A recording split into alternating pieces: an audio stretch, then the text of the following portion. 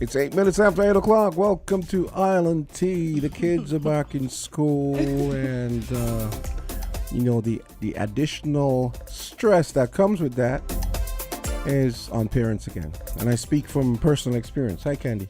Good morning. Don't you mean the additional traffic on the road? Oh my goodness. Yeah, that's included for sure. How are you doing other good. than being stressed from getting the kiddies off to school? Not really stressed. I'm just talking. I'm talking for the other people more or less. Yeah. Because I'm your not really kids stressed. are grown and Well, relatively well behaved. They're Must pretty be well because of behaved. their mom. Probably. How was your weekend? I get good exercise walking to work. So yeah. So you're nice and pumped up. Yes. Did you go to the play, by the way? Let me tell you. Oh, my handbag. Oh, so you did go. It was amazing. Congrats again to Tasha and her awesome cast. They were off the chain. Really? Yes, Okay. yes. Unfortunately, I got there a bit late, but I got a seat up front because there were a few left up front. I guess persons it was came like late sold as out? well. Yeah. I had to park all the way over at the Royal Utilities parking lot, like all the way to the back. And there was parking like all along the sides of Marriott, all along the streets. Yeah, she did an awesome job. I'm so proud of her. I'm not sure if this is her first time, so maybe we have to bring her in for an after the play interview. I was actually planning to call her this morning. I thought about calling her. So You should have told me. I could have hooked it up. I just thought of it because a couple minutes ago. Yeah. Oh, because remember.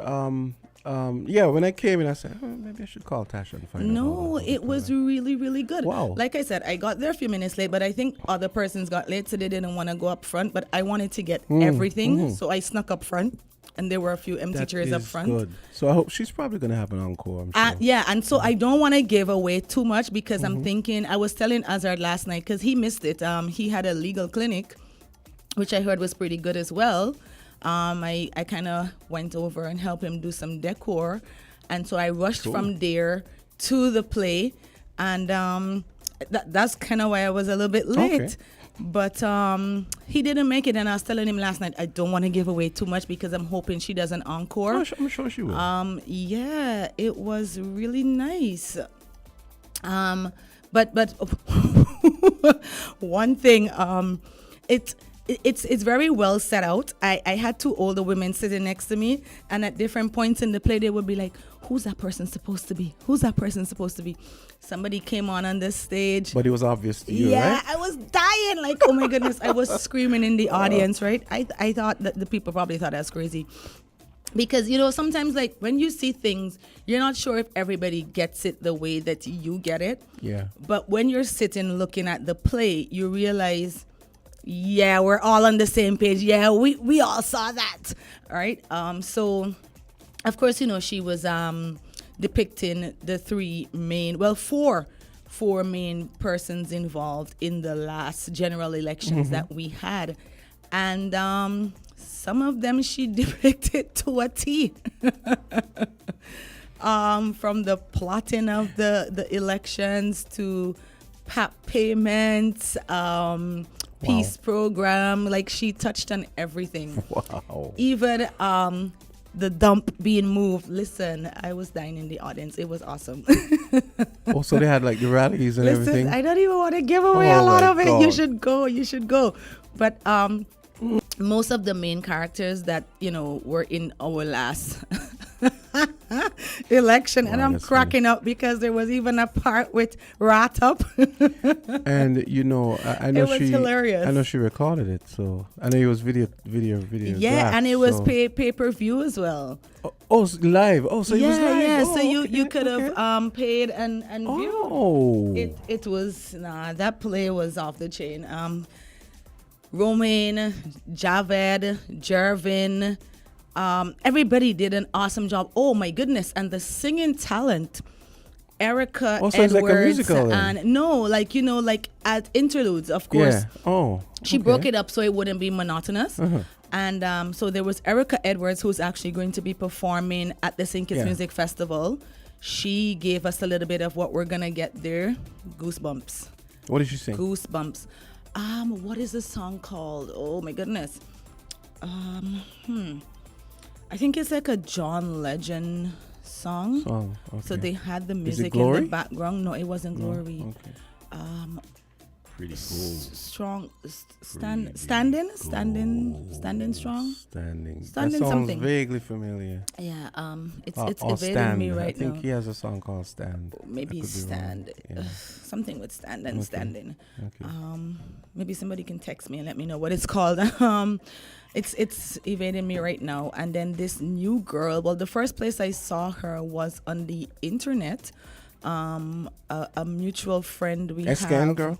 Yeah. Okay. Posted a video of her singing Rihanna's "Lift Me Up" on the internet, and I guess Tasha found her, or maybe somebody recommended. I don't know how that played out, but she also debuted at the show. She did an amazing job. When she started, there was like a little mic issue, and I thought that would have, thrown her off because it's her first time performing in front of a big crowd. Well, at least to my knowledge, because maybe she's done it before, but she rebounded nicely and she killed it. Wow. She has an amazing voice. What I would say, and this is totally because I can't sing to save my life. I'm strictly in the shower singing, but I think with like a little bit training, she would definitely kill it. She did an awesome job last night. There was this guy, I think his name used to be SMI. I think he's changed it to Black. She did mention him when Right, she was here. Black Yeah. Eye He used to- something. He changed his name to. He used to rap. So Yeah, he's he like did a poet really now or nice something? poem at coming down to the end of the show. I don't even think some of the audience got it because at one point he was like asking everyone to stand up, and just a few of us stood up. But it was a really nice poem. I like the way they depicted it because, stemming from elections, everybody had all these expectations, right? Because remember, there was a particular party that was saying no victimization.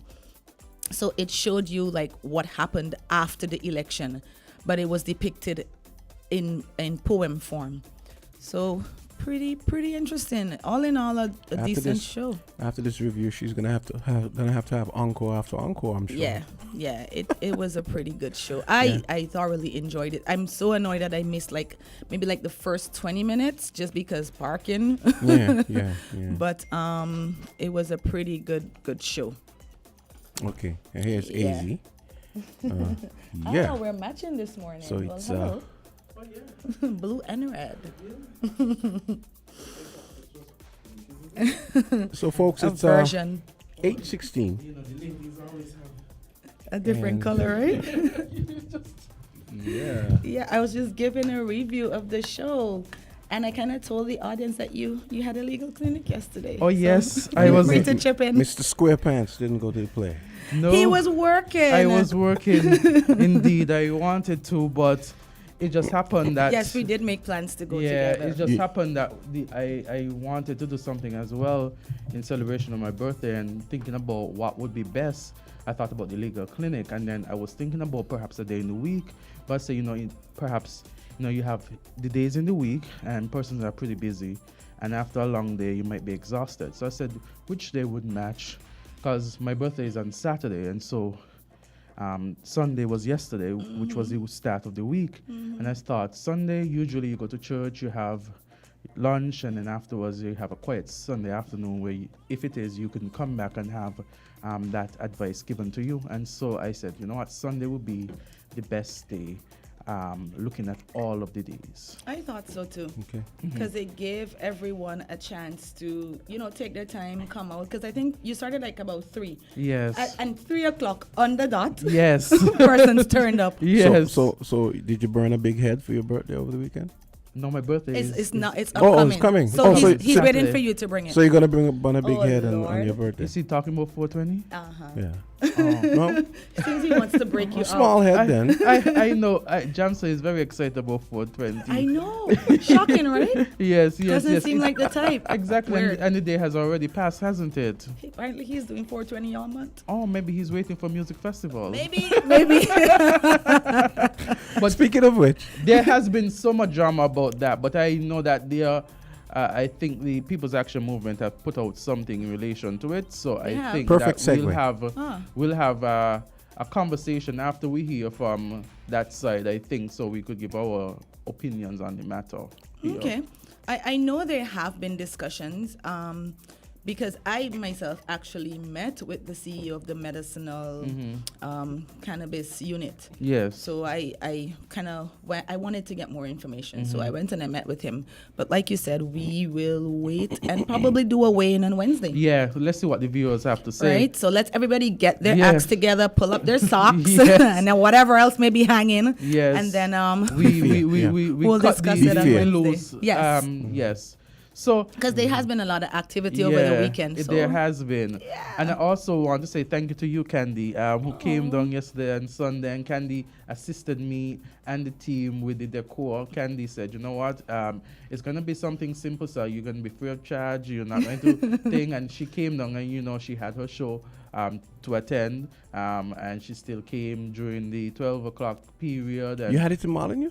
I had it in Old Road. Old Road, I had okay. it in Old Okay, Road, yeah. okay. So she still came down and she still had, she still gave her assistance, and it was something really appreciative, you know. When we went in there, we had a lot of work to do. Yes. Oh my God. At one point in time, just to give a little segue, Candy was like, we need stockings. And I'm thinking, what do you mean we need stockings? You mean one of the students needs stockings? She said, no, we need stockings so we could put the curtain on because there was something with the window.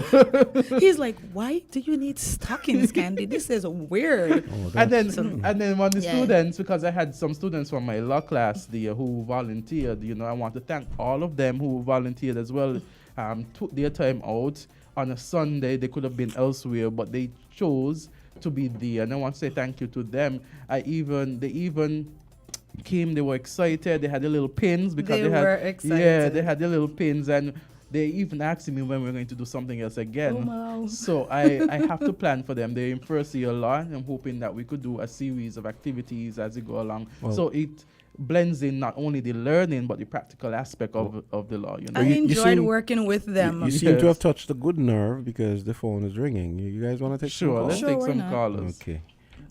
Caller, you're okay. But yeah, it was during the Christmas tree thing. Yes. Oh, here we go. Caller Island T, good morning. Good morning. How are you? Hey. Good morning. morning. Lovely people. How Thank are you. you? I am gooder than you. Nice. Hey. Hey, easy there. Listen, let's find out what he Yes. did that's putting him over the edge. I want to get there. Anyway, good lady, thank you for delivering my message to Azard. You are most welcome. Yeah, so you remember you say he stepped out, so I tell you when he stepped back in, you tell him. Yes, yes. Because he really contacted me.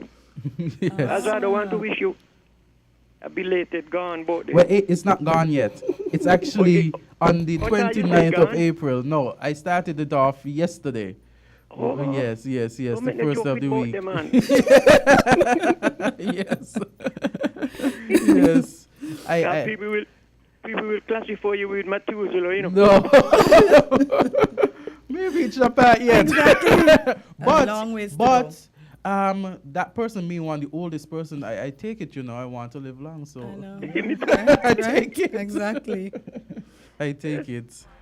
Well, I heard something on the news. Mm-hmm. I don't want to divert from your topic. Yes. And that is so sad. And that is one of the reasons why we have so many, what you call, negative people, law-breaking citizens around the world. Mm-hmm.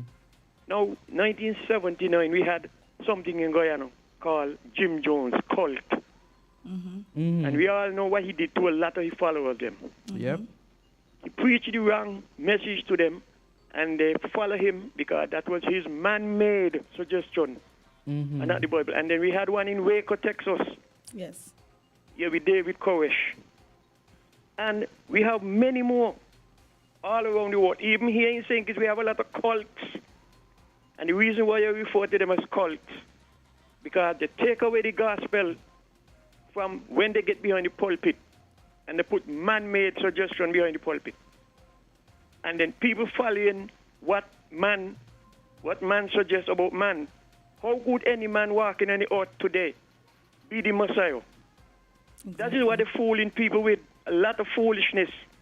And so therefore, since the gospel is not going to them to warn them to do what is right, that is why they're doing a lot of wrong things in the world today.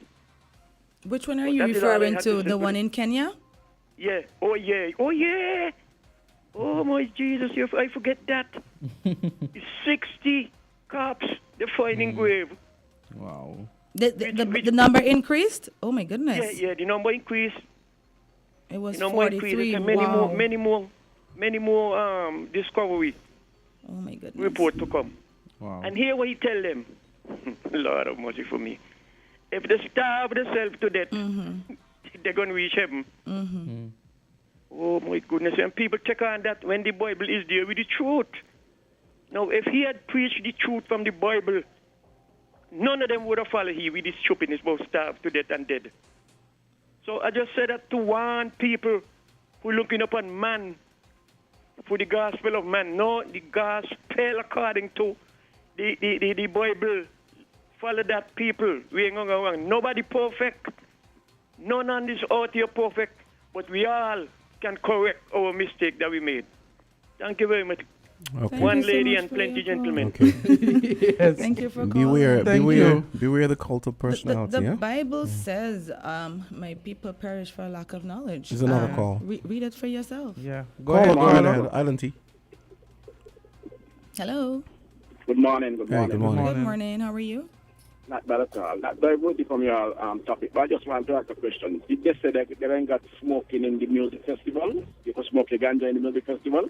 They said that they're creating a 420 area, meaning that there's going to be a specific area where persons that want to smoke marijuana, ganja, whatever you can call got it. like an area, like for instance, like the barbecue man, them because people with asthma going there. So I just want to Yeah. ask a question. When because I you just spoke- can't have people just throwing through the crowd smoking. Agreed. When I spoke with the chairman of the music festival when he was in last Wednesday, he said that they're still, sorting out the idea. It's not fully fleshed out as yet, but the minister did announce that there was going to be a 420 area. But in terms of where it's going to be and how it's going to be and that type of stuff, they haven't released those details as yet. They're still working on it, but there's definitely going to be a specific area. Come and they say if they're going, people going to be thrown through the crowd smoking, they're going to come and these people come every year. Yeah, no, thank heavens there's not going to be through and through the crowd because I'm asthmatic myself. So that was a concern for me.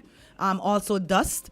But from what the music festival committee and the minister have said, they said that there's going to be a designated area. So they're not going to be through and through the crowd. They'll have to go to a specific area to light up if they want to. Everyone to hear about it exactly. Which by going this, so we can know exactly what's going on. Thanks for that. Agreed. Also, No also worries. to not to Another call. Not to. Okay, we have another call. Caller, go right ahead. on the line. Greetings, Island Hey. Tea. Good Greetings. morning. Everybody good, everybody at the bushy jumps to me know you into your coffee, A coffee man that. But watch it, not consume it too much, yeah? Bush tea over the weekend. I had some You know, moringa, had some speculation is a moringa and terrible stuff. thing, yesterday me talk about it, With the introduction of the ongoing celebration, the 420 celebration, Yes. introduction to it, to the Sinkit's newest music festival. Uh-huh. It just be a speculation. But the thing is, Jamster and ones there. Ganja smoke in the festival all the while before the music festival decide to be part of the ongoing 420 Agreed. international observation. I mean, why? Sure. People put done with it whole heap of speculation, man. They put done with it. I mean, they make the herb look like heroin. Alcohol is wrecking people's lives. And these people here is some man. Sure. Well, the thing is, yeah, it used to happen before. I guess the cops turned a blind eye. I guess the difference now is that it will be officially sanctioned, but at the same time, you probably won't be able to do it anywhere. Right. but the You won't be only thing- walking through and through the crowd like Yeah. the previous caller said. The only thing it would be the legal requirement because as the law is, and I don't know if the it has changed. It speaks about the use of marijuana in your private space. It means also about your religion, the Sankofa case. And in addition to that, the act that was passed speaks to marijuana use as it relates to medicinal use.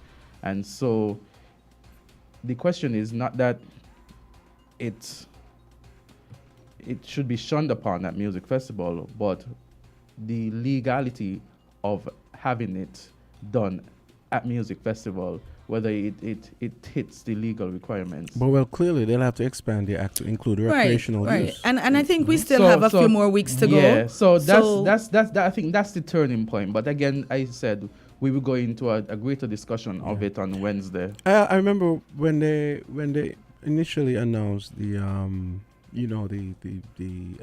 what's the term we all use? Illegal decriminalization. Decriminalization. Yes. I remember thinking, I noticed in all the legal prose, I noticed they studiously ignored the word recreational. It was something that stuck out to me. I was like, why are this? And then with the act, I think a lot of persons the medicinal act, the marijuana act that they said there was passed, and I think it was a highlight at one of the Labour Party's meeting. But if you look at the act, it speaks to medicinal use, and there's a difference between medicinal use and public recreational use. I think that's where a lot of people are getting confused, because they've been very specific. When Sankofa won his case, it was for religious purposes and to be used as a religious sacrament almost, right? Like how you take communion. So his case was to have it, be free within his home, which he would, at that point in time consider a temple, and if they wanted to use it when they had their gatherings. Now, the act was very specific in what was fully activated last week. On 420, they were very specific. They said Sections 3 and Section 7 were now fully activated. Now, we didn't actually read what Section 3 and Section 7 said, but it, like you said, it referred to medicinal use, right? So it now is left up to the AG, and I guess in, collaboration with the Minister of Tourism, to come out and say what the terms would be for music festival, and I guess going forward. And any changes to the law cannot be done strictly by the executive arm of government. It has to be passed in Parliament, the legislative arm. Agreed. So we see what would come out of this thing again. Kanye and I have decided to give an in-depth analysis of it on Wednesday. But because of the callers and their interests, you can't just leave them hanging as if we don't know about the situation and that we don't have already an informed position or thought on it. Okay. On that note, it's 8:31. We've got Traffic Talk coming up next, brought to you by Caribbean Alliance Insurance. Be careful on the road. Don't make it an episode. We're different. We're 98.9. 98.9. Win FM. When it comes to the important things in life, your health, your education, your choice of a life partner, and of course your insurance provider, only the best will do. Caribbean Alliance Insurance is the only insurance company in the Eastern Caribbean with an A excellent rating. We have a robust 3-tier reinsurance strategy that protects our policyholders from multiple catastrophes, even if they occur in quick succession. We spread our risks over 18 territories, ensuring minimal impact to individual territories when a disaster strikes. We provide an excellent claims experience. Claim settlement is usually between 24 to 48 hours. Our A excellent rating means that you are more secure with us. Contact us for motor, property, marine, public liability, employer's liability, and other policies. Delisle Walwyn, people you can trust. Local agent for Caribbean Alliance Insurance. Tomorrow secured. Be careful on the road. Don't make it an episode.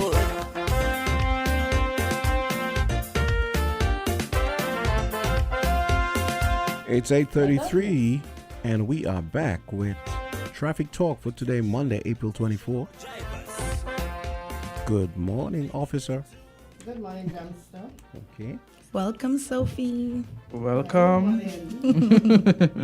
How are you doing today? I'm fine, thank you. Yes, amazing, awesome. You look that way. Something about you looks different today. Is it your hairstyle? Maybe she went to the play. Nice. Maybe I went to do what? The The play. play. No, I did not. You look So nice today. it's definitely maybe the hairstyle then. Is definitely right. Yeah, it's We different. approve. We approve. So tell us what you're here to talk about today. I'm here to talk about traffic signs. All right then. Yeah, traffic signs. Yeah. Yes. Let's get into it. I think that's necessary because Listen, a lot of people times don't know persons them. ignore those traffic signs. Some of them don't know them. They Ac- just don't know actually, them. actually, Sophie, at some point, remind me to ask you a question because something happened yesterday, and when I was driving away and musing about it, I thought about the sign and what it probably should be added to it. But anyway, go ahead. You can just remind me later on. Okay. Traffic signs are signs that are erected by Public Works and Traffic Department. The licensed authority may cause or permit signs to be placed in strategic places. And these signs serve as a warning to all road users to ensure they are safe from potential driving hazard and situation. They also help to regulate the traffic, the flow of traffic among vehicles, not only vehicles, pedestrians and cyclists, and also animals. And for last year, from last year to this year, previous, we had 1,712 traffic tickets that were issued for different type of traffic uses.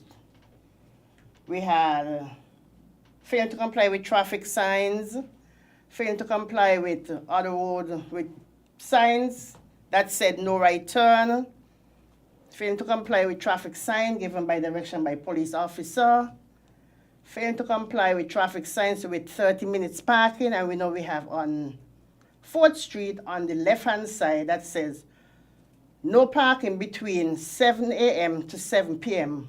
from Monday to Saturday. And on the right-hand side, we have the 30 minutes parking, which would say only 30 minutes park there. So when person park there over the 30 minutes, yes, some officers have consideration. They be lenient with other persons. They will say, okay, you know, you've been here such and such a time. Please move on. But if you're there for a length of time, other than the 30 minutes or way over the 30 minutes, they will issue a ticket, and not just issue a ticket just like that. They will observe the vehicle for a while. They will observe the vehicle for a while, and then they'll put, because on the ticket have from when to when. So they can say from 9:30 to say about 10:45 or whenever. So you know how long you've been there. It's not that the traffic warden walking up and down and seeing the vehicle, or just sit there and just give it a ticket. They observe before they issued such ticket. So when the person saying, oh, I wasn't parked there long, the officer been standing there a while and observing the vehicle parked there. And we have the no right turn, where persons are turning, where they're saying no right turn. We have the signs that have an arrow and it's crossed out to tell you no right turn. Even if it doesn't have on the no right turn writing, it's a prohibited sign. Any sign that is red is a prohibited sign. And as long as it's there and it's crossed out, it means you cannot do that. Mm-hmm. Okay. So I don't know if... I have a question. Would parking meters be easier on 4th Street? Because how would they know if they're not traversing 4th Street that 30 minutes have passed? But we have officers placed there. Okay. Yes. It's not that just walking. We have some officers placed there and they observe. Mm-hmm. Okay. Yeah. I remember traffic signs, not only those that erect, we have them placed on the ground. Because as for instance, we have 2 disabled parking slots on 4th Street. One to the bottom and one to the top before you meet Miss Carr Pharmacy. So it's not just erect signs. We have them placed. We have the yellow lines on the sidewall or on the street. We have the stop signs erected, and we have those also placed. We have the arrows telling you where you can turn and where you cannot turn. For instance, the roundabout.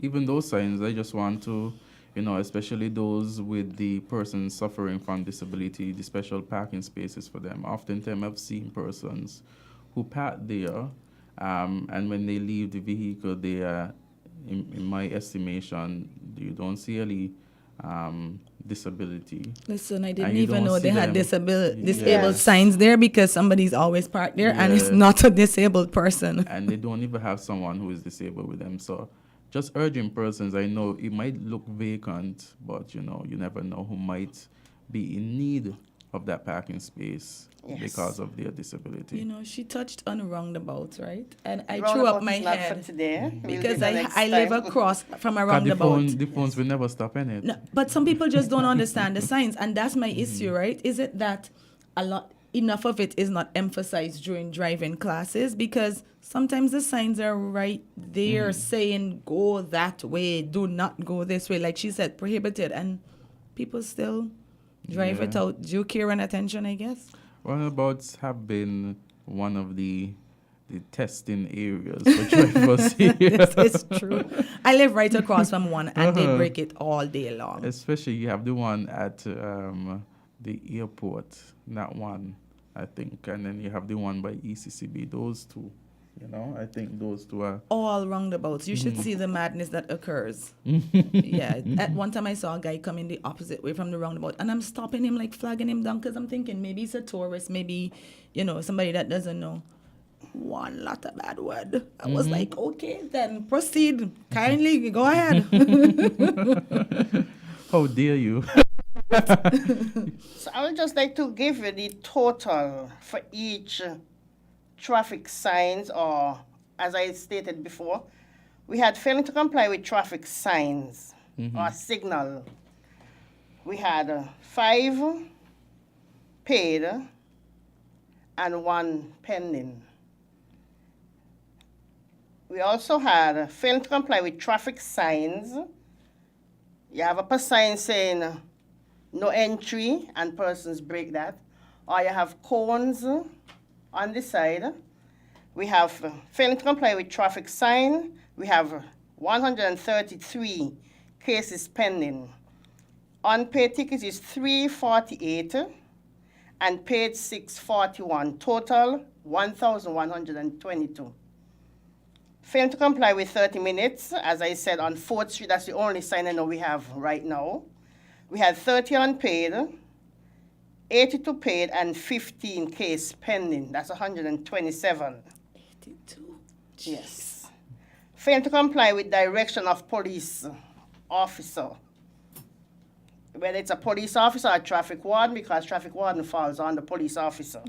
We have 4 paid, 6 pending, 10 in all. Failing to comply with traffic sign to no right turn. We mostly get those by these traffic lights, or even if you say no right turn, wherever. We had case pending 53, unpaid 44, 264 paid, total 361. No entry. We used to have this sign saying no entry, especially on Saturdays across by the market. That was before the lights went up. And person will come across and they'll see something on their left. We drive on our left here, but they're going over on the right. And when they reach across by you, they said, I didn't see the sign. So why you go over on your right when we drive on our left? We had 16 case pending, 4 unpaid, and 67 paid tickets, 87. Failing to keep left at a roundabout, we had 16 in total, 13 paid, 2 unpaid, and 1 case pending. And these figures are from last year, January 2022 to present. So in total, we had 1,711 tickets for failing to comply with any traffic sign or signal. I think you guys could get some more if you put somebody outside my house, but you know. You want us to Put somebody out there, y'all will get a lot of tickets right there. But you know, I have a question. Do we have something like jaywalking on the books? Yes, we do. I want to recommend you put somebody by the KFC cross, Oh, you non-existent crossing there. You know, just last week when I was driving there, I am there driving, going, and the light is green, and then I'm seeing persons cross. And because of I think the glare, because at certain points in time it's hard to see persons. And you're like, oh shoot, someone is on Crossing. the cross. On the non-existent on the crossing. non-existent crossing. And I'm thinking to myself, this continues to be a problem, because certain angles you can't see some persons and they just cross. They're not even looking. Thank you. And it's not a crossing. It is And going to then be a you're problem. going to end up in trouble. Yeah, it's not Yeah, a but it's going to be a crossing. problem until we get it solved, because the crossing is there still. Yes, it's non-existent, but because it is white still, persons can still use there. Yeah. But we are employing on the general public, especially pedestrians. That is not an existing crosswalk. But persons are still using it, and for now, it's not much we can do until we get it out. What about yellow paint? That seems to take longer to wear off than the white, especially where, like, on the sides of the road, you guys have yellow paint. What about if you painted a big yellow X or several yellow X's there? I don't know, but right now, the asphalt plant is back up and running at Public Works. Okay, awesome. Yes, so right now they're presently doing work at Spot Street. Oh gosh, yes. Yes, it started from Sunday and it will be completed by Wednesday. Should. Hallelujah. And then after that, they're going to go up to Market Street and complete the portion that they left off. So we'll see some work done on the roads. Yeah. Fingers crossed. Okay, Spot Street needs it, definitely. Okay, we have a call. Let's take this call. Traffic Talk, you're okay. On to the next one. Traffic Talk, you're on the air. Yes, good morning, Good everybody. morning. Good morning. Good morning. Police without pay. Yes, police without pay. Now, let me educate Public Works. In other countries where they have white painting on the street, it is not done with paint that you paint house with. It's a kind of a liquid. When it dries, it is like hard plastic. It is called Hypalon. So no rain could wash off that. That's the first solution to painting the street. Now let me go to people who are sick physically, cannot move around, and they're 2 foot like everybody, and they have to use a wheelchair. In a lot of established business places, in the outer wall, in the parking lot, it depends on the size that they have at least 3 or 4 parking areas for people with disabilities. And on the ground, right in the spot where you're going to park, it is a design with someone sitting in a wheelchair.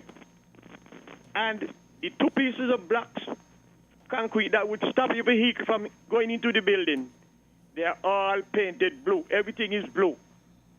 And they have standing signs marked wheelchair only. And any police happens to see any vehicle park in those areas, is a ticket.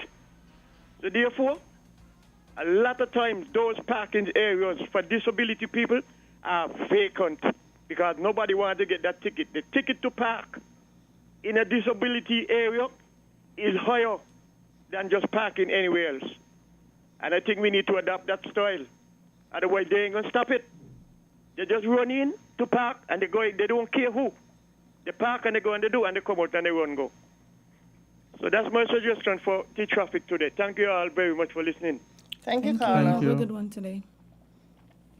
I think they also give the disabled persons specific things to hang in their window.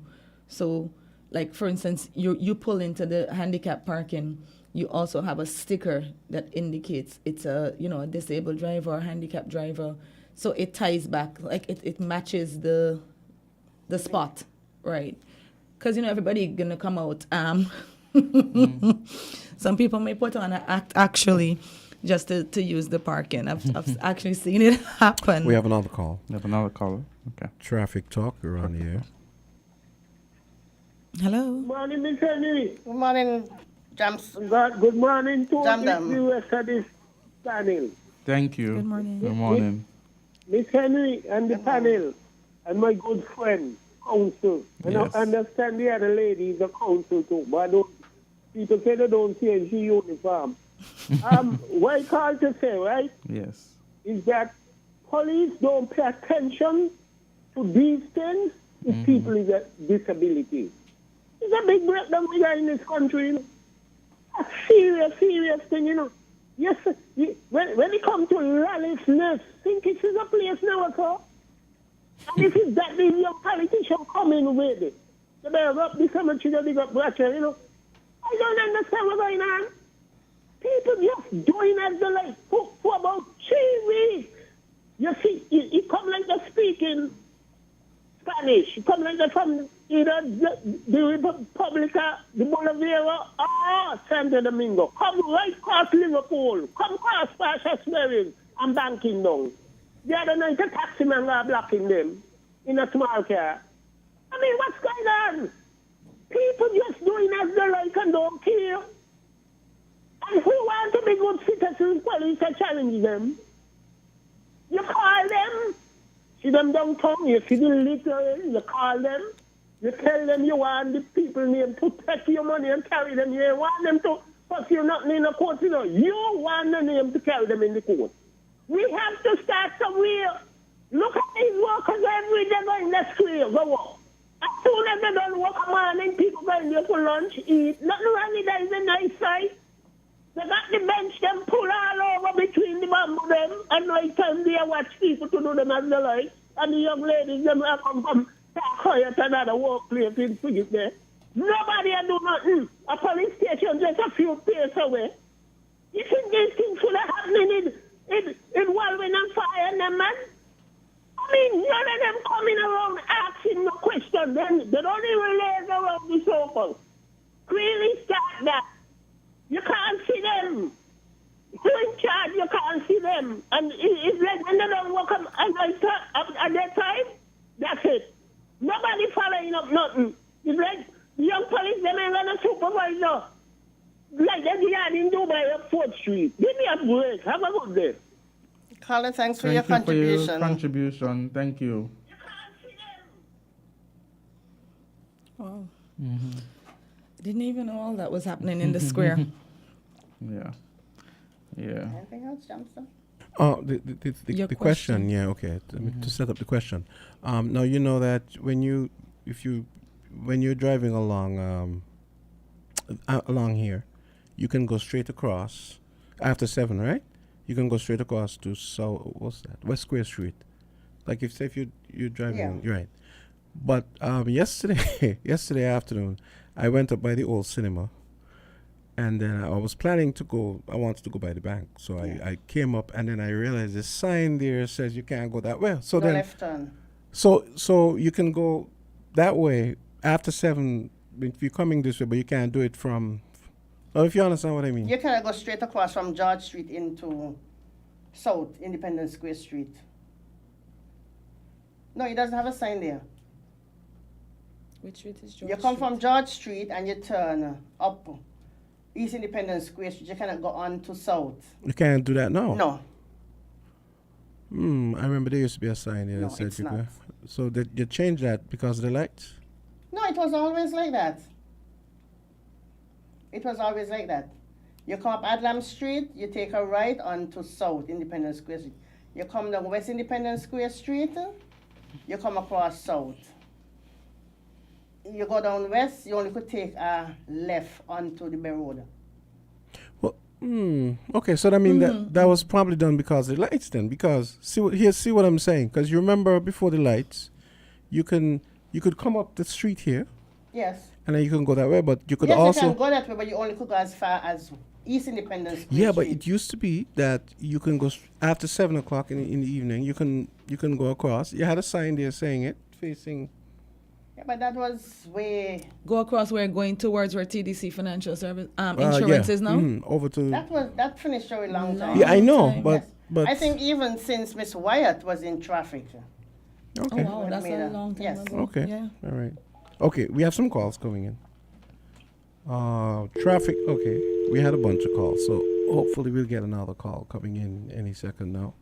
So it's 8:53, and it's Traffic Talk brought to you by Caribbean Alliance Insurance. What recommendations would you give as it relates to traffic signs? Because I'm wondering if it is that people are just reckless, or if it's that enough attention isn't paid when you're learning to drive. Because I remember, like, I had to study that driver's code book, and my instructor would ask me while we're driving. He would drill me. You want to So- take this call? Okay, let's go with the call. Traffic Talk. Okay, let's go to the caller. Go right ahead. Traffic Talk. Hey, good morning to everybody. Good morning. I'm Sergeant Henry. Good morning. Are you exempted from ticket when you're driving a vehicle? Are you exempted when no one is above the law, sir? And these people in vehicles park up all over the place like that, like they're exempted from tickets and nobody doesn't be doing them anything? They are not. Not because it's a government vehicle. Remember, it's the driver is who's going to be ticketed.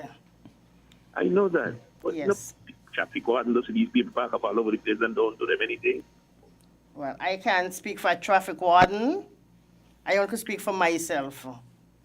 But no one is exempted, sir. And tell me something, that area, Baker's Corner by the Chinese supermarket, you all have to look at that area seriously that morning. You know? Which one? The People just Chinese come and super... park up by the Seventh Adventist Church. Okay, sir, yes. People that come and park up, you're like, religiously like, hey, this is a parking spot. I'm going in the supermarket and down by Ramsby Road. There's two areas you have to look at seriously.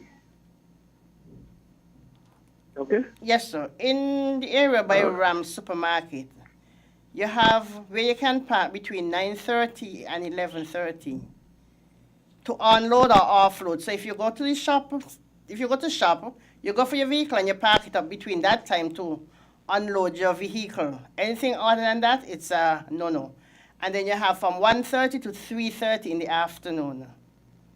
So you give a provision, you make provision for you to park there to collect your goods, not to park and go and shop. It's unload or offload. Is park and going to shop are you all talking about? No, it's not. Well, Those that's are what they do. offenses. All right, thank you. You're welcome, sir. And they actually have signs up telling you the Yes. timings, right? Yes. Wow, I'm By gonna pay courts attention and the by next Rams. time. I've never seen them because I hate parking there because I always feel like it's a pain to get out. Yeah. Especially if you drive in, so you have to back out and you're backing out onto a main road. So I hate parking there, but I've never really seen the sign, so I'm curious now. I'm gonna pass Yes. and Okay, let's pay take another attention. call. Caller, go right ahead. It's Traffic Talk. Good morning to you all. Hope all Good is morning. well. Good Good morning. morning. Madam Officer, Hi. yes, sometimes too, right? Officers and even the public at large, they really need to use their discretion sometimes. Okay, you have some areas where they might say no parking, parking between a certain time of the day for offload and whatever, like Yes. down Rams and so on. Yes. I have seen like bus driver that was given tickets, but that bus driver, what he was doing was waiting for an elderly person to come on, and you know some of them they move a little slower than usual, right? So sometimes persons might have to go there, but they are picking up. It's not just the business offloading, picking up, because I'm telling you, you see where that bus terminal is for the eastern side? I really don't know who came up with that idea to put it at that location, right? Maybe it suits somebody well, but for the serving public, it is not in their best interest. It's not conducive for many people to tug with their luggage from the supermarkets downtown and to have to go there. Somebody might say, well, okay, there's a supermarket nearby, but then people don't know, you know, to compare prices and all of those sort of things. People move around. It is a real disadvantage, even for young people. even for young people. And along the Bay Road and so on, where they might have had areas where people could have stayed and get a bus, all of that thing is out. And a lot of these things happen. Sad to say, I don't think the public interest was really taken into consideration, but I think discretion needs to be used because the citizens of this country, it is not all young. You have in between and you have elderly, and sometimes they are really emergency. Finally, there's a yellow line to the back of the police station in Bassett downtown. And there are persons who are parked on the pavement there, and pedestrians are forced to walk in the street when they're going back and forth. So they are in the area where the traffic is coming. So I really don't know what is happening. So if there is a parking for vehicles, I think they need to move the yellow line because it doesn't reflect well on the police station and the police, because this shows whether, I don't know if I should use the word hypocrisy, maybe that is not the incorrect word. I don't know if I should say conflict of interest. I don't know if I should say ignorance of the law. I don't know if I should say willfulness. I don't know. It all depends on how people look at it.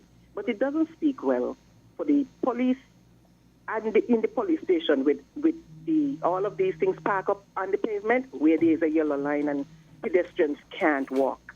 They have to be forced in the street. I'll listen off. You have a blessed day. Thank you, Carla, for that. When someone go to Ram supermarket, they can use the West bus terminal because the buses from East usually go across it to pick up persons. They don't have to walk from down Rams to all the way up Wellington Road. And remember the parking area for buses, for the East buses used to be on Branch Street. So it's not too far. They took the bus terminal. But persons who go to the supermarket, they can go to the West because East line buses usually be down there. And across Lozak Road, I think for the past 3 weeks now, traffic wardens been around there issuing tickets. So if you go across there right now, you will not see any vehicle across there. We're enforcing the law across there. Because there are signs on the park wall that says no parking. Yes, person used to take chances. But as of 3 weeks, we enforce that.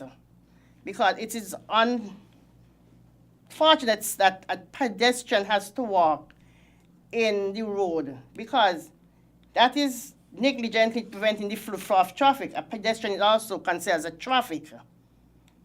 They falls on the traffic. So if you're going to force me down into the street from off the sidewall, I can get hit from a vehicle. So even persons who park on the sidewall, especially by cable, it's an offense. One should not park on sidewall because the sidewalls were made for pedestrians, not vehicle. I have a question here in reference to the public notice for the works going on at Sprott yes. Street. It says that they're saying it says in the vicinity of Sprott Street. Yes. So it's not Sprott Street, just roads in that vicinity. So meaning Sprott Street.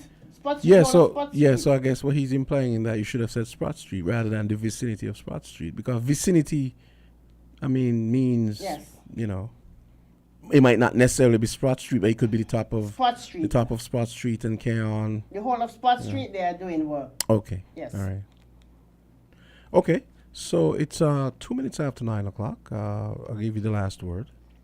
I just want to implore on the motorists or remind them that school reopens today. And please to adhere to the traffic wardens. Yes, they're going to come out and stop the traffic for students or pedestrians to cross. Do not overtake when you see a vehicle stop by a school zone. You don't know what is going on. You cannot see ahead of you. So if you see the traffic stop, you stop also. Then when the traffic continues, then you continue to not overtake because someone might be crossing. And remember, the life you save might be your very own. Okay, sounds good. Thank you. Yes. Okay. Nice final words. Yes. It's true. You really can't see ahead of you. Thank you so much for joining us today, Sophie. Always a good time when you're here. I learned so much. Yes, guys, let's adhere to those traffic regulations, those traffic signs. Enjoy the rest of your week. Same to you. Thank you. Have a wonderful week. Thanks. Attention all drivers. I'm begging you to. When it comes to the important things in life, your health, your education, your choice of a life partner, and of course your insurance provider, only the best will do. Caribbean Alliance Insurance is the only insurance company in the Eastern Caribbean with an A excellent rating. We have a robust 3-tier reinsurance strategy that protects our policyholders from multiple catastrophes, even if they occur in quick succession. We spread our risks over 18 territories, ensuring minimal impact to individual territories when a disaster strikes. We provide an excellent claims experience. Claim settlement is usually between 24 to 48 hours. Our A excellent rating means that you are more secure with us. Contact us for motor, property, marine, public liability, employer's liability, and other policies. Dalil Walwyn, people you can trust. Local agent for Caribbean Alliance Insurance. Tomorrow secured. Found the sound. 98.9. Win FM.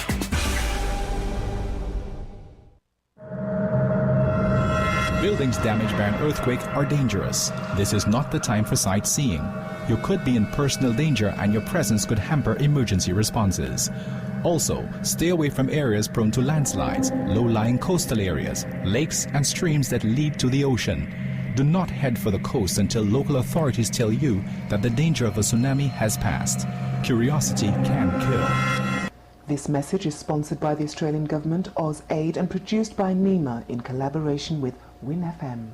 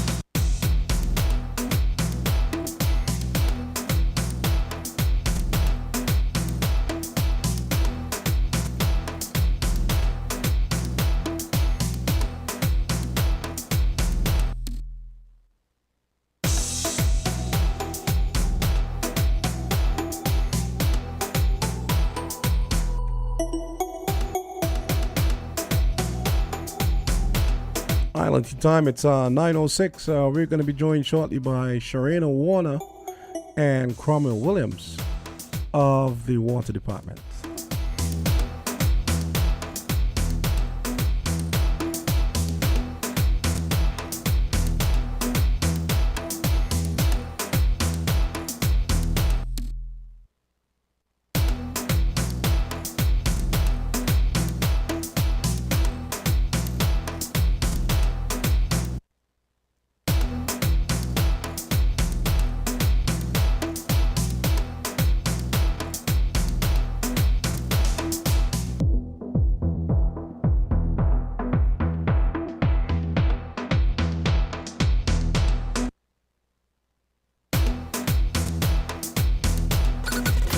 Never sounded like this. Radio never sounded like this, sounded like this. 98.9 Win FM. Win FM.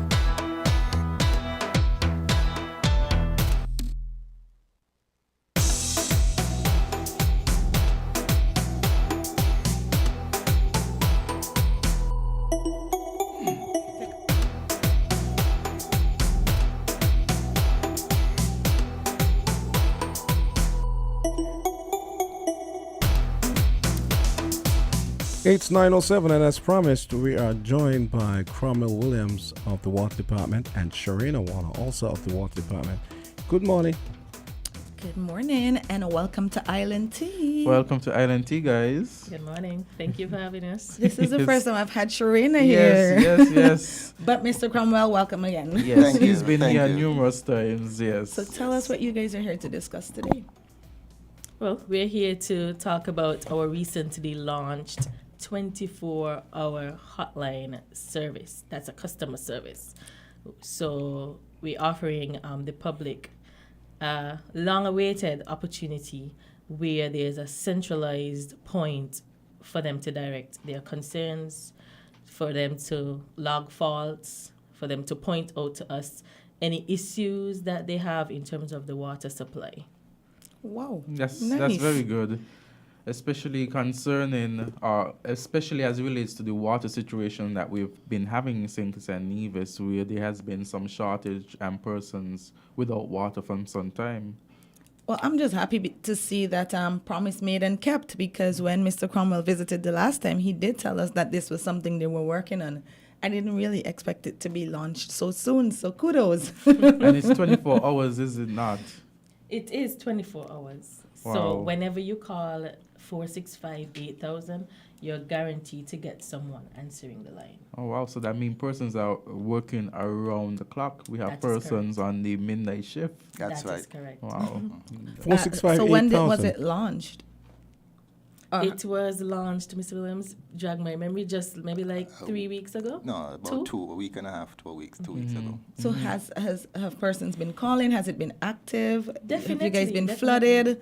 Tell us how it's been so far. People have been calling. I can't say that it's been flooding. Mhm. And of course, we'll have to give ourselves a little bit more time. Give us maybe a month for us to really assess what the traction has been like. But people have been using it, definitely.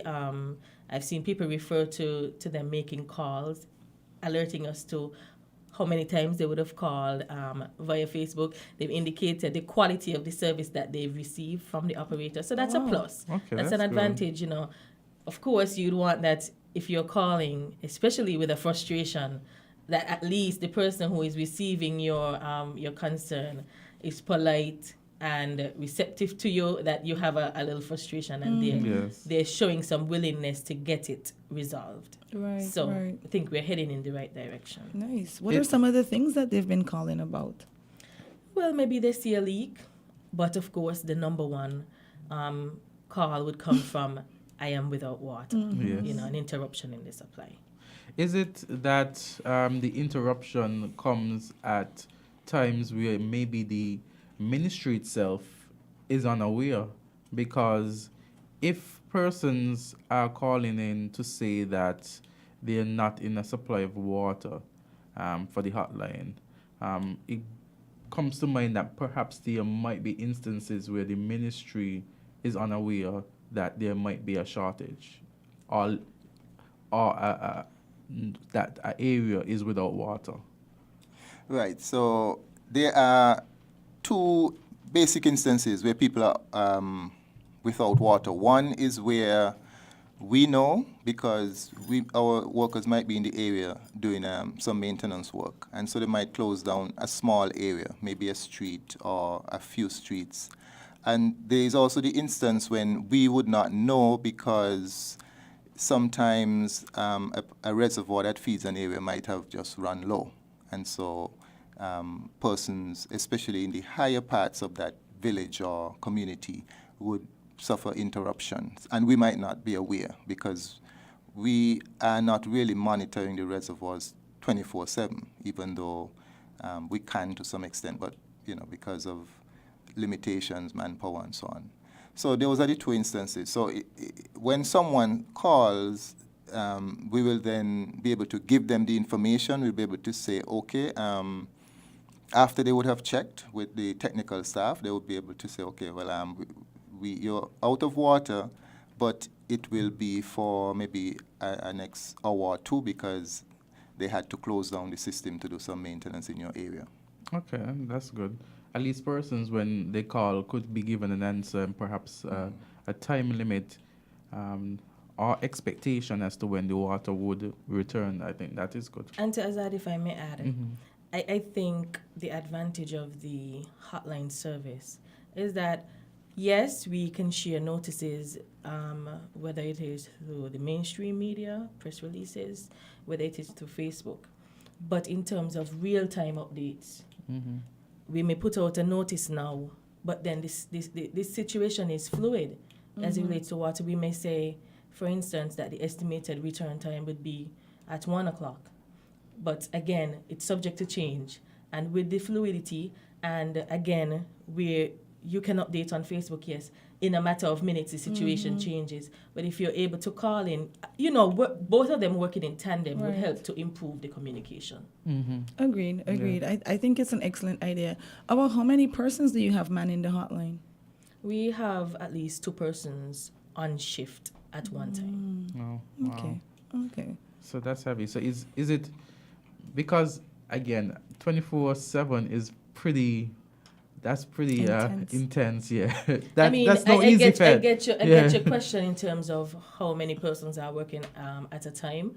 But again, we're just starting out. So we're feeling it out. We'll, in maybe a month or two, look back and say, okay, we've been getting a significant amount of calls, or maybe in a particular period as we're entering the drought season, if we see that things require that we have more persons, because maybe the operators are suggesting that while we're on the call, we're getting 5 other calls, and then there's a need maybe to ramp up during that. I like the point that you make, looking at when the calls come in, and therefore you could see where it is that more persons would be calling for a like a high traffic period. Exactly. Right, because remember, most of the times persons probably at work. Yeah. Right, so maybe that's true. be a lull time, because nobody's at home to actually see there's a leak, there's no water, everybody's at work.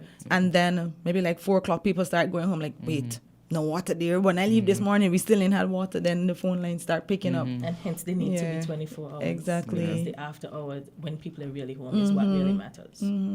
I mean, it's a very good service. I just figure like the maintenance of that, it depends on, individuals to be very receptive and to be always on their cues. So I'm wondering, is it that the persons are within the station during the time, or is it that after, let's say, midnight hour, they might just have the phone on them? Oh, no, they have a location. They have a location. Wow.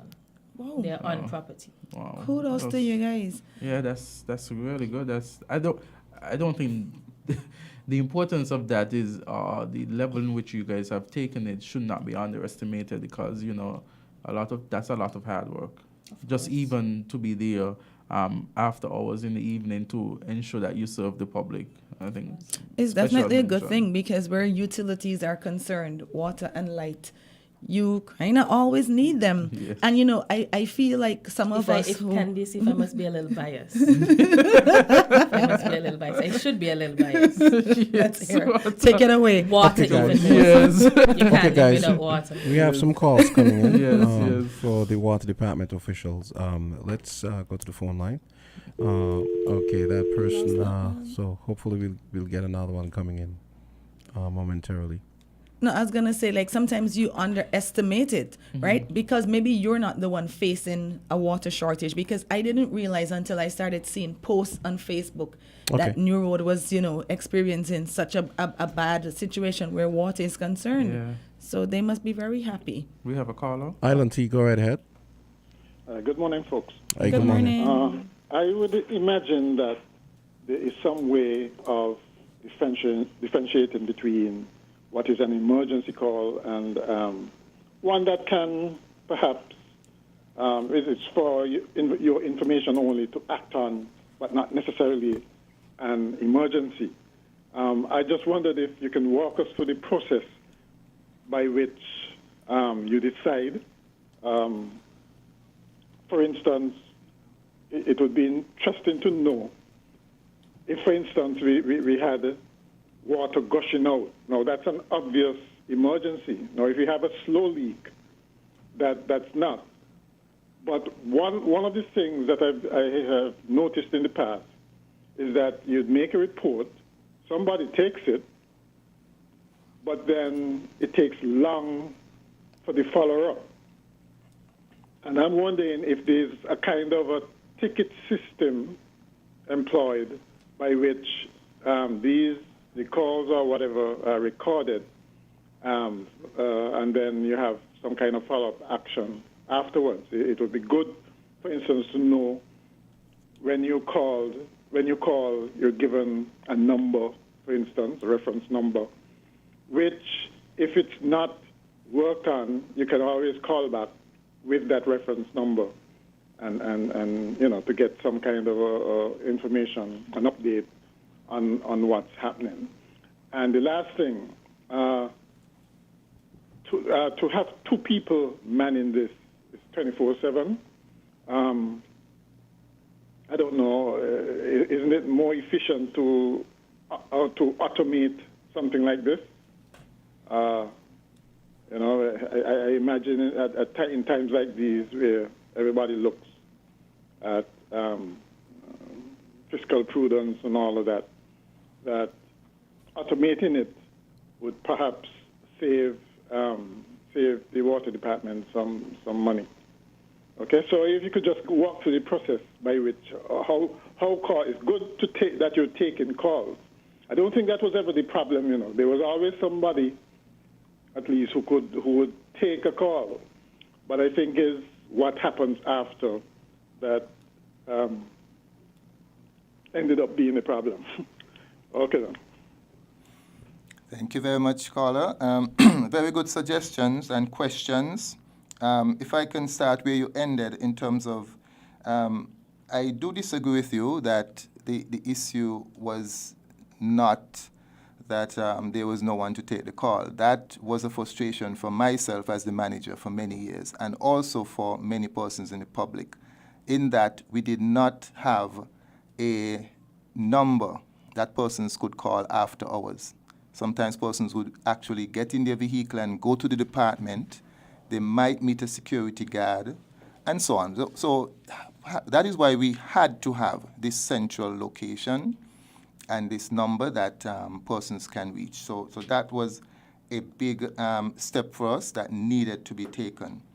As to the system, I'm not sure yet if we have where you are given a number based on a ticketing system, but certainly that is something that we will be moving to shortly.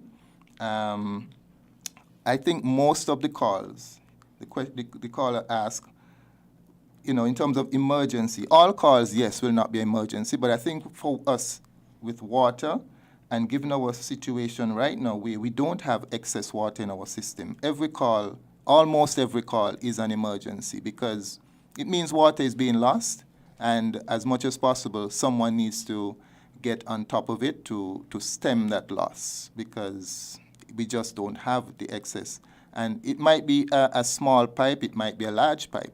And certainly, based on the size of the pipe will determine the priority. If we know that someone call and say, I see a large pipe on the Southeast Peninsula or anywhere, we will, of course, expedite our response in that instance, more than if it is, say, a small pipe, someone call and say, the pipe leading into my property by the meter is broken.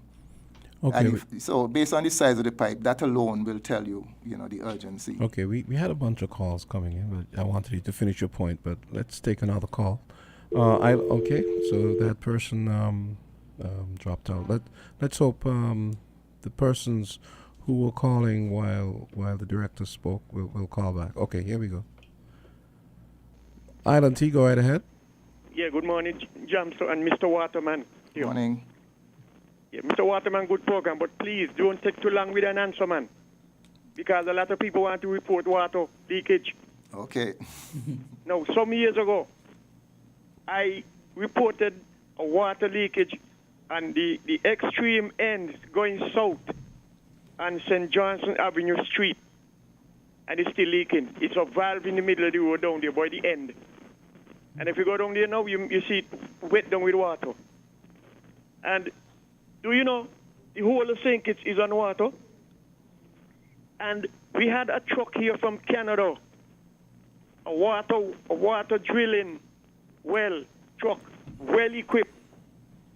And I don't know what become of that. Now, if Brimstone Hill is up on the a mountain, that is high in the air, and up there has a well, they drill up Brimstone Hill and they get water, and the water still up there. What to say for the flat land? Anyway, in St. Kitts we go drill, we will get water. So we ain't supposed to be out of water and shortage of no water. But it's where they go to drill. But water is everywhere in St. Kitts. Thank you very much for listening there. Thank you for your call. Okay, we're going to take a quick break. It's 9:23. We're going to take a quick break, and we're going to come back with the director of the water department and Sharina Waller, one of the officials also at the department. Coming up at 9:30, we have two members of the Media Association. They'll be joining us. So that's coming up at 9:30. WINN is 98.9. 98.9 is Win FM. King Ocean, king of the Caribbean seas, announces king-size savings on shipments from Miami to St. Kitts. We have the best service and competitive rates on LCL and FCL cargo, including D&E containers, cars, heavy equipment, buses, boats, and barrels from Miami to St. Kitts. LCL pickup service anywhere in the U.S. Call local agents SL Horseman and Company Limited at 869-465-4086 or 869-662-5008 for further details. King Ocean's king-size savings on shipments from Miami to St. Kitts Nevis. King Ocean, king of the Caribbean seas. Music's finest artists converge in Bastia from June 22nd to June 24th for the 25th hosting of the St. Kitts Music Festival. Hitting the festival main stage will be Skillybang, Chronix, Coffee, Byron Messiah, Anthony B, Governor, Romaine Virgo, TJ, Valiant. Them boy don't got no body. Grandmasters, Collision Band, Small X Band, New Vibes Band International, Mr. Bagdal, Aka You Sweet, Preedy, Guess the Band, Ricardo Drew, Patrice Roberts, Skinny Fabulous, Nyla Blackman, Status. Erica Edwards, 313 Family, Gramps Morgan, Nitra B, Ear Supply, Dexter Daps, and Burner Boy. It's the 25th edition of the St. Kitts Music Festival from June 22nd to June 24th at Warner Park. An experience like no other. Tickets are now available at stkittsmusicfestival.com.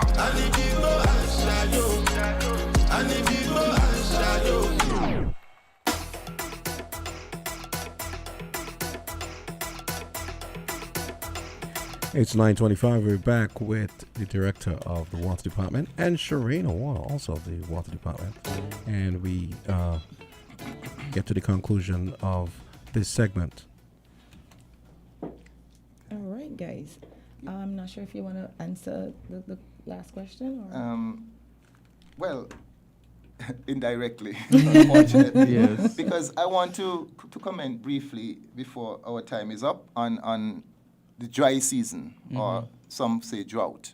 And just yesterday, we would have issued a press release alerting. We wanted public to know that we still have a wet season and a dry season in St. Kitts. And we are still at the mercies of rain.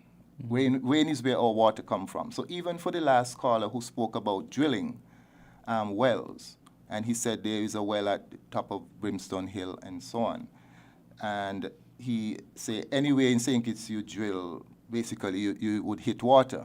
That is true to some extent. But what everyone must understand is that even when you drill wells, the water in the ground came from the rain. And that is what everyone in St. Kitts must understand. We live on a small island. The water comes from the rain, nowhere else. I think when we were growing up, no one really explained that to us. And so that is what we are trying to do at the water department, is to get every single resident on this island to understand that the water that comes to your tap came from the rain. Now we're going into the height of the dry season. Yes, it rains now and again, but there are days when it doesn't rain. So we looked at the rainfall data. The first 3 months, January, February, March, we got like 200 millimeters of rain. That's about 8 inches of rain for the first 3 months. When we compare that to last year, that is about half of what we got last year. So this year's dry season is building up to be even more severe than last year. That has serious implications for us in terms of water availability. So it is a month-to-month situation when it comes to rain, when it comes to the water that is available. So you go up to one of our sources, say Green Hill, you go up there in December, you would see a certain amount of water coming out of the mountain from the spring. You go up there now in April or May or June, you would see it's about half of that. So we need to demystify water in St. Kitts, and people need to understand that when we say our water comes from rain, we're not joking, and people need to start taking seriously how we use water. So we are going into desalination, of course, so that will give us more ability to meet the demand, So even now we have started to purchase water from the Marriott Royal Utilities, desalinated water in the Frigate Bay area, and so that has begun to help with some relief for us here especially in the Bastille Frigate Bay area. But we want to get people to understand that, this water thing is not a jokey thing. It's serious business. We are dependent to a very large extent on rainfall, and we all have to change our paradigm in St. Kitts as to how we use water. I think Mr. Williams, added to what you said. Mr. Williams stressed it. We get our water from rain, but also something that people tend to always question. But it rained so much yesterday. People have to also understand that it's not an instant process. So it doesn't rain today, and that same water that fell today is what you're going to get tomorrow.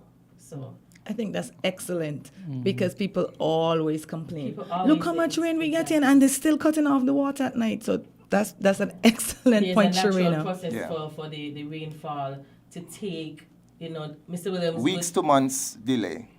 Because most of it goes into the ground, and then we're able to take it out. Water is traveling in the ground beneath our feet, but at a very slow rate. So when rain falls in the mountain, because most of it falls in the mountain, even when it's not raining down here in the lowland, it's raining in the mountain. And that is where most of the rain falls. But it takes a slow process when it goes into the ground, and we are able to extract it from the wells, which are on the lowland, close to the coast. So that's a slow process of months. Okay. It has to be filtered Well, and it all has of that. been a wonderful time with the water department here. Every time we talk about water, the phone lines go off, and the conversation is never ending. But I want to say thank you so much, guys, for being 9:30. here. Okay. Can you please just give the hotline number again once again before you go? The water Sure. department. Before we leave, we remind you that our hotline number is 465-8000. And we also have a number that you can call from your cell phones free of cost, and that's 141. Oh, great. 141. Okay. It's nice to know. Excellent. Okay, it's 9:31. We've got the Media Association coming up next. Let's get a word from the sponsors for the upcoming day part. It's Rams. Thank you guys for coming.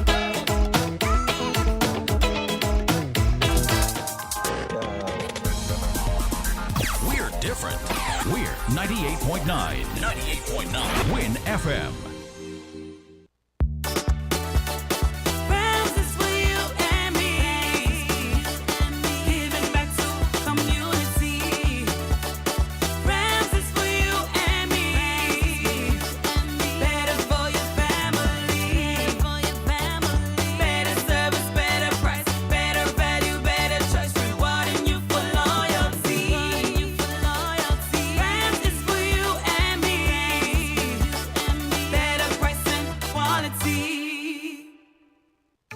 Sardine have a new vibe. Brunswick sardine have a new Brunswick sardine fillet. It have a new vibe. You hear what me say? Run go to your favorite supermarket or corner shop and grab a couple things today. Cause this a sit now where everybody a go like. Brunswick sardine have a new vibe. 5 different flavors for you to try. Brunswick sardine have a new vibe. Plus it boneless, oh yes, that's right. Brunswick sardine have a new vibe. And with nutrition in every bite, it tastes nice. Brunswick sardine have a new vibe.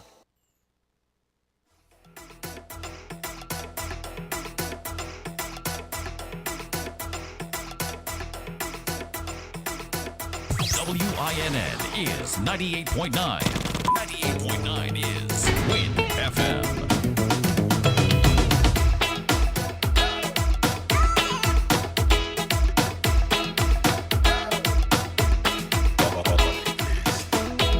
(9:33). We've got the Media Association, two representatives, Jamie McPhail and Andre Huey. They're going to be joining us. They're now getting seated. Island Tea. And don't forget, coming up at 10 o'clock, we've got Spin Cycle. And at 11, Voices. So you're going to be getting an overdose of Jamster today, because Spin Cycle and Voices.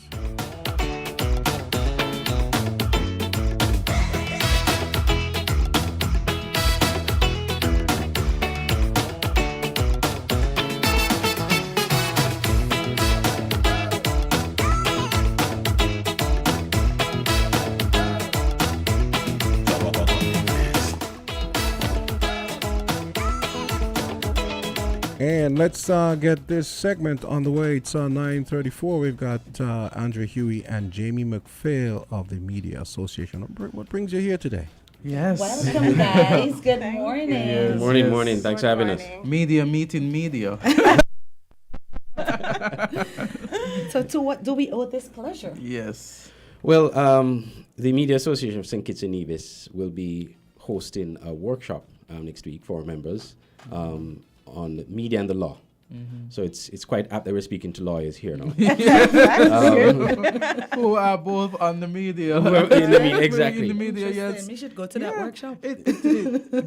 Blending the two professions. Right. Yes. So we realized as a media association, and one of our mandates when we had the association revived last year and we had the new executive elected, was training, training, and more training, because you can't have too much training in the media. No matter how experienced you are, how many years of experience you have, it's such a dynamic profession that you always have to sharpen your skills, you always have to learn new things, and there are so many new developments happening. But when it comes to the law and the media, we find that there are times where, not only in St. Kitts Nevis, but right across the Caribbean, journalists and media workers run into problems with the law. They're getting sued for defamation, for libel, or they publish something that contravenes the ethics of journalism as it relates to the law. So we felt that it would be important for us to have a workshop, especially around the time of World Press Freedom Day, which is next week, Wednesday, that it would be good to have a workshop to educate our members on the importance of the law and the areas that we should avoid crossing, so to speak, as it relates to the work that we do. So this workshop is actually sponsored by the U.S. Embassy in Barbados. They reached out to us. They wanted to do something on the occasion of World Press Freedom Day, and so we came up with this concept of the media workshop. Good. And I'm thinking like privilege and non-privilege information and that type of stuff would be things you guys want to focus on. Yeah, definitely, especially as you look at persons making statements within the media, on media, and statements that oftentimes are done in a defamatory manner, and persons often, if you ask them to prove where they got the information from or how to substantiate the information, they cannot. Right. And I know, like, Azard and I, we often go through that, right? So, like, before we go on air, we'd be like, all right, so we're not going to touch on that. We're not going to say this because we're still waiting for information. And then we would say alleged and stuff like that.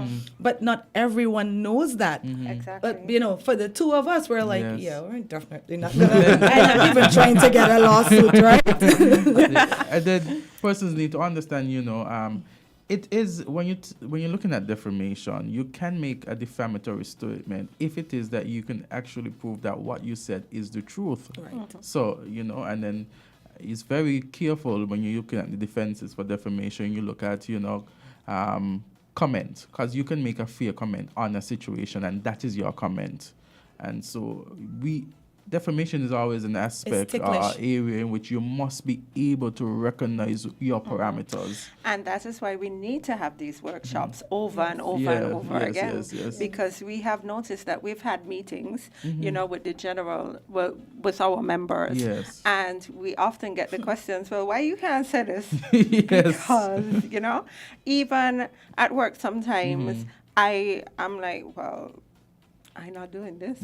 Especially if it gets kind of spicy. Exactly, when- exactly. when- Because if I am in a situation where I cannot prove that this is true, Exactly. I am not putting myself in that situation. And we have seen situations in cases where we have persons on political platforms.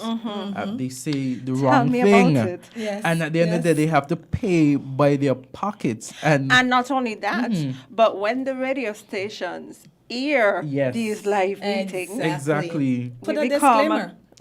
but it doesn't stand up. We become liable because then you're for- seen as a distributor. Exactly. Exactly. Exactly. And that is something that a lot of people don't understand. Yes. I know. People feel like, and I guess, you know, during the political season, everybody is heated and everybody feels Exactly. like, I have the freedom to say anything, It right? becomes a hot. But No, but I've actually, I can testify, like I've heard Jamie, because I don't usually put on the streaming. I've heard her say, well, I cannot substantiate that. I am not going to call her. I cannot come. And I'm in my office cracking up. I'm like, Lord, they want the girl get yeah, hot jail now. mixing me. And, it is, And I often say, you know, I don't have any money. Yes, So- yeah, she actually says, Yeah. listen, I You cannot don't mix substantiate me. that. Try her. And I'm in office cracking up. I'm like, leave the lady alone. Because the thing is, you may hear it on the street. That does not make it true. Even Yeah. if you see someone type it somewhere, like maybe in a WhatsApp, and it's circulating, that does not make it true. Right? Exactly. And then Exactly. I've seen And then, Junie cut off callers with that as well. Exactly, You know, and because people callers get so offended. don't understand that, especially when it comes to calling people's names, right? You cannot make certain allegations. You cannot make allegations against people unless you are able to prove it, and maybe you are able to prove it, but I don't have the information, so I am not going to allow you to do that. Because I like how you say it, because I might have the information and you don't.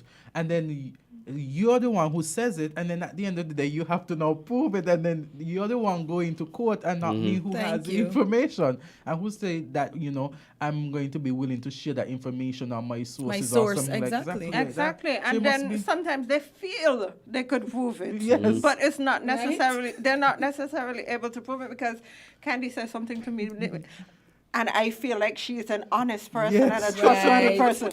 That doesn't make it true. Exactly. That does, and it very well may be true, but we can't. So what I would encourage persons, especially if you're in the media arena, is look at fair comment, because there's a section where you have a defense against defamation if it's a fair comment. If it's based on situations and based on what is being said, based on what you have seen, based on everything, you are making a comment, a fair and unbiased comment based on what you have seen for yourself. So I would encourage persons to look around fair comment as because we often talk about the truth, but there's also the defense of fair comment as well.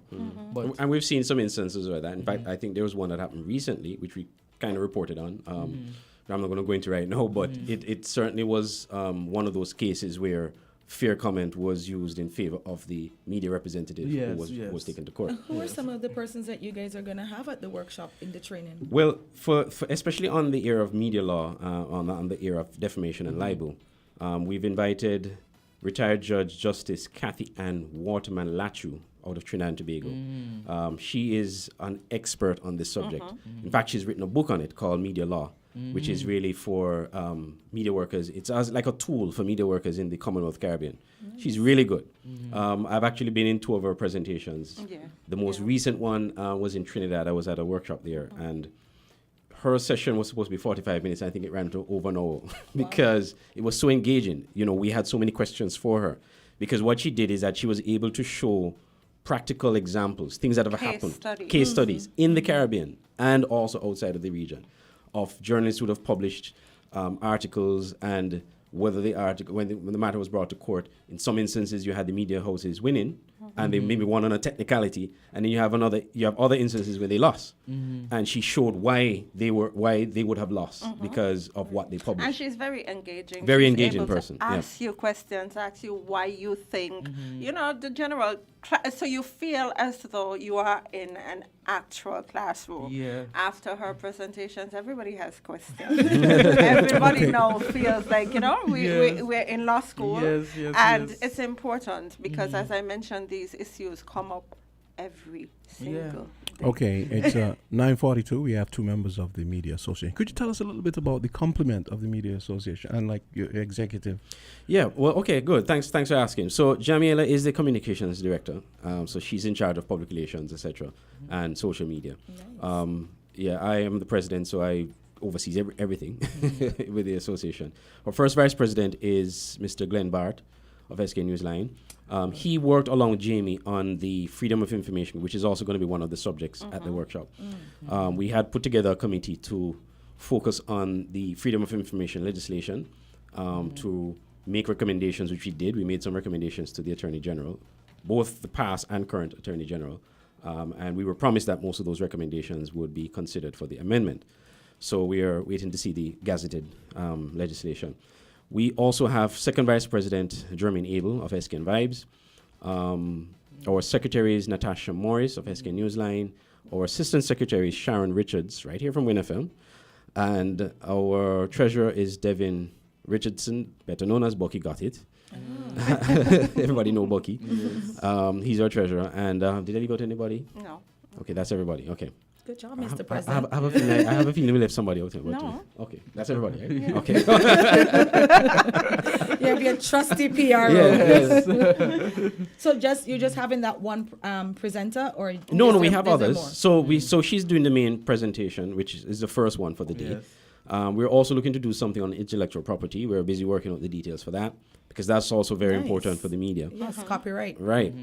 We are also going to have a panel discussion in the afternoon session on freedom of information. The Attorney General has confirmed his participation. He will be one of the panelists. Good. He will also speak at the opening ceremony as one of our featured speakers. So he's going to be there for that. Jamiela is also going to be on that panel as a media representative. And we will be joined virtually by Mr. Wesley Gibbons formerly of the ACM. He's a former president of the Association of Caribbean Media Workers.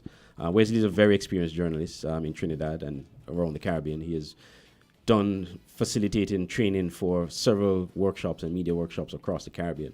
So to have someone like him on the panel to talk about freedom of information is quite interesting. So he's going to be one of the panelists. And we also have some other panelists which we are in the process of confirming as well. Very nice. Okay, we have a call coming in. Let's take it. 9:45. Caller, go right ahead. Hello. Hi, caller. Caller. We missed So that lost a one. call. Jamsa always jinx us. So yeah, so we are gonna, and freedom of information is something that we have high on our agenda because, as you know, it is a legislation that Let's try again. provides for. Okay. Another call again. Caller, go right ahead. Yeah, good morning. Oh, hi. Morning. Hey, good Yeah, good morning, Andre. Morning, sir. How are you? I'm good, man. I'm good. This program here is long time waiting for. Yeah, the media. Yes. Now, a lot of things have been said on media which should not be said. And most times, like WINNFM had a plan deal. It started with 4G. When someone call in and they say something and 4G do not have the fact, he say he cannot substantiate that. And I think a lot of media personnel should have learned from that. Because one word out of a person and a media mouth is more damaging than a hydrogen bomb to somebody's character and a country. So I am glad that you are coming with that workshop. Yes. And people who are media, especially radios, they should learn to discipline them out, control them out, and respect people.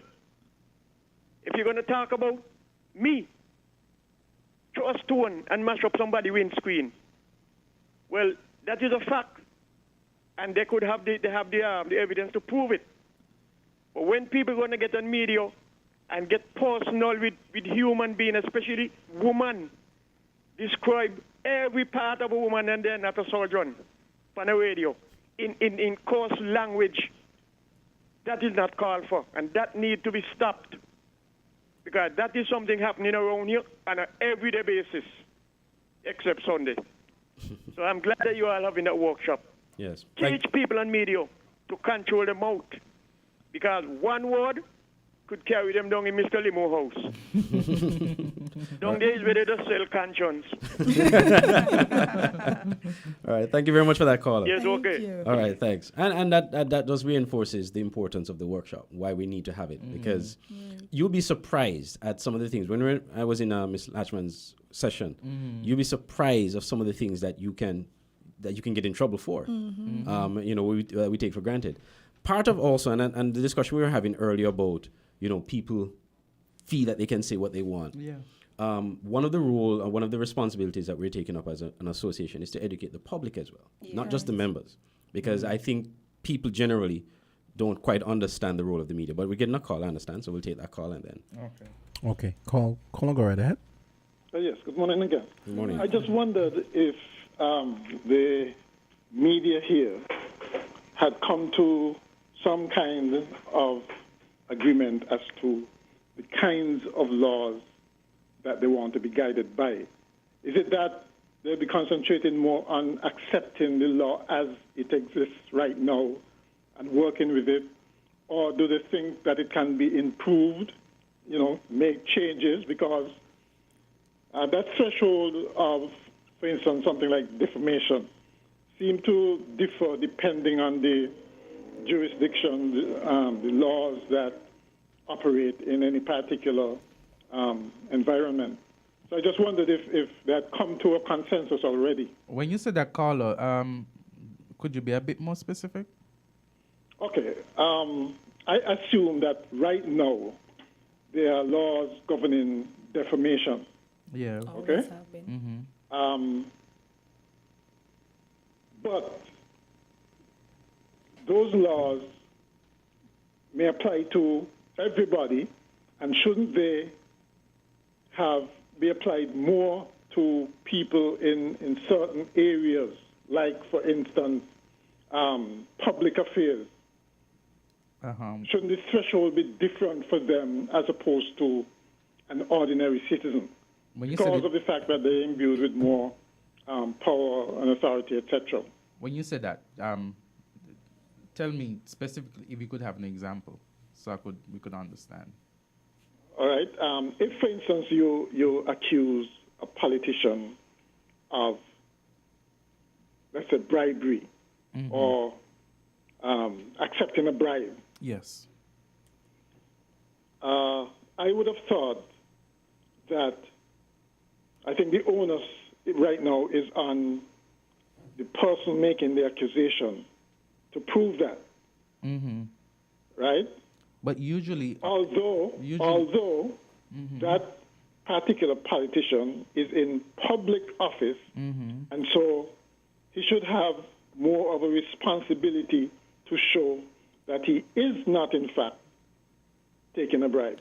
Well, you see, usually it is a common statement, and if not just in defamation, he who asserts must prove. If you're going to say that this individual is guilty of this, and remember the law fundamentally says innocent until proven guilty. So he who asserts must prove.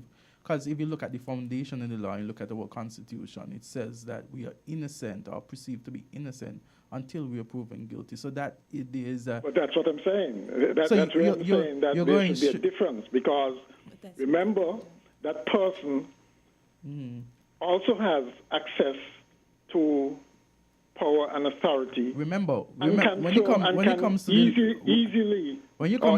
throw a monkey wrench into any investigation as opposed to the ordinary citizen. Okay, because he who asserts, because you're proven, you're seen as being innocent before proven guilty, and that is within our constitution. The constitutional principles would supersede any other law.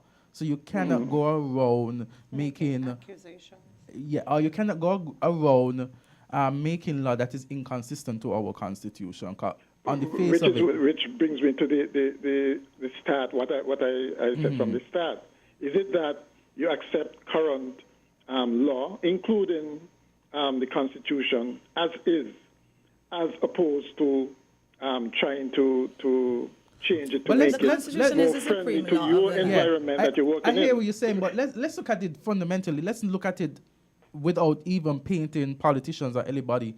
You wouldn't want someone to just assert and then after assert that you have done something and then it's for you to prove that you haven't done it.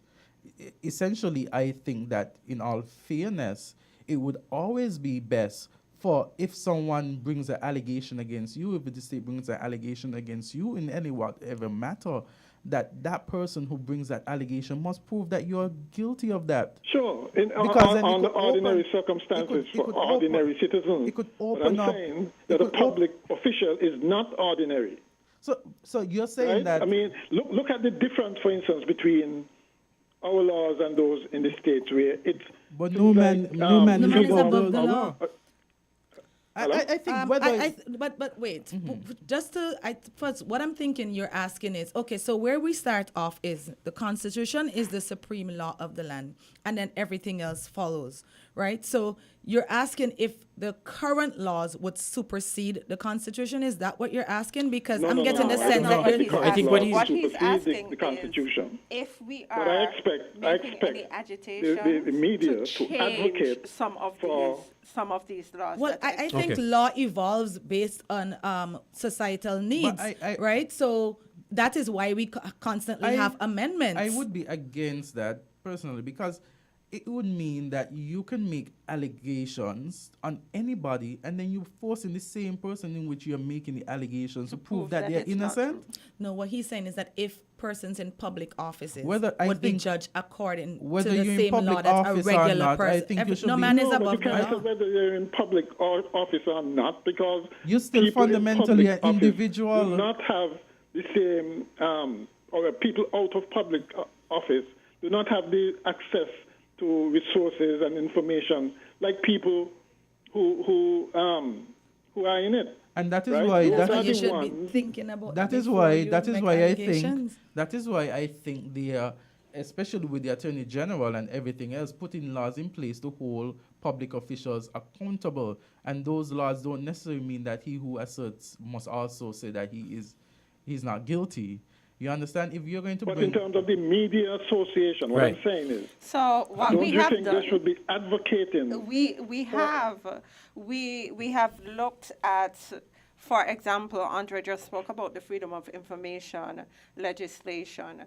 What we have done, we have gotten persons within the region to help us to go through the legislation. We found some shortcomings. We were able to take those and make recommendations to the former Attorney General and this present Attorney General. We had a very fruitful meeting with him as well, where we went through the legislation and we pointed out what we wanted and what we thought should be removed.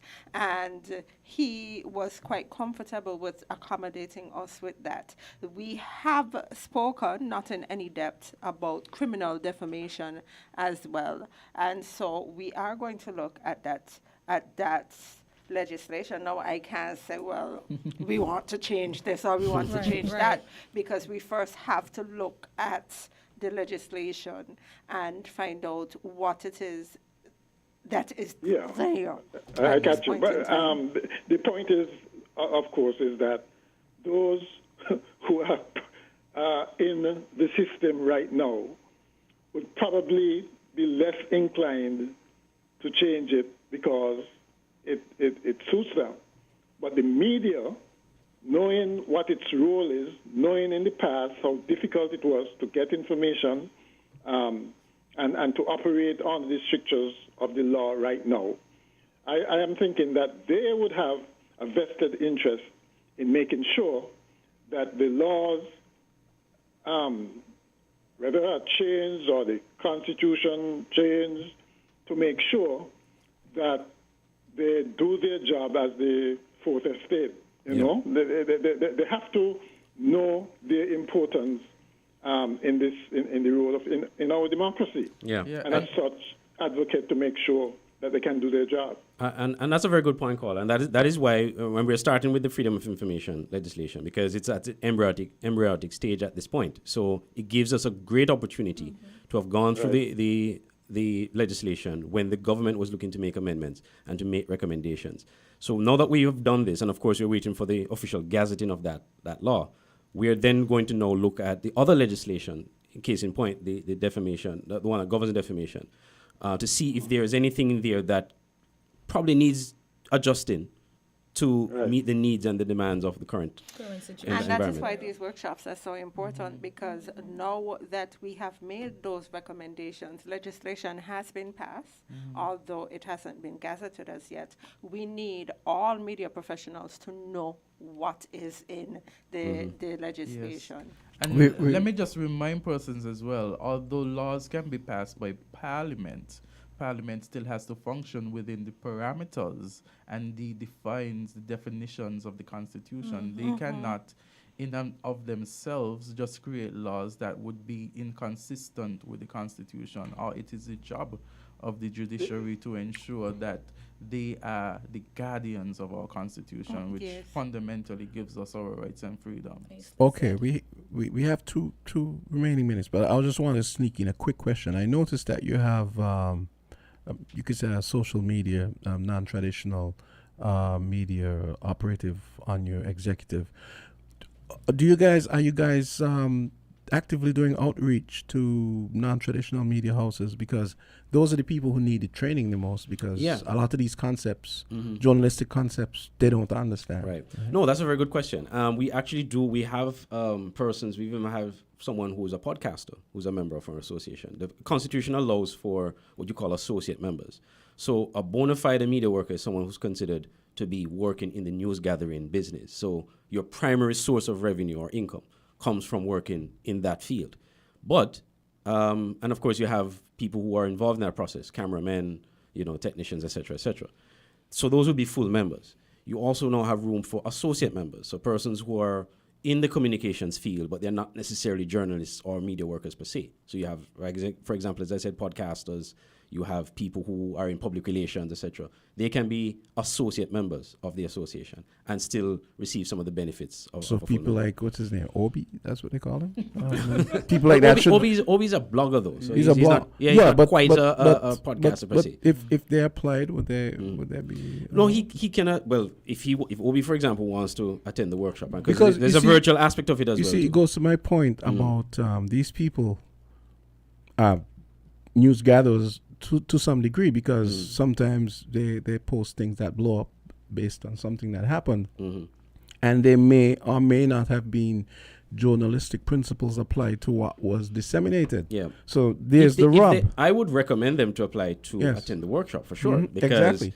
And I'm glad you brought up the issue of social media, because I think sometimes people feel that because they're on social media, they're not governed by the same rules. Exactly. That was my point. That is not quite the case, because social media personalities in the region have been sued successfully for things that they posted on social media. So yes, if people like Obi and others want to be a part of the workshop, we're definitely open to that, because it's free of cost. There's no cost to it. Okay. Right. I was just gonna say that.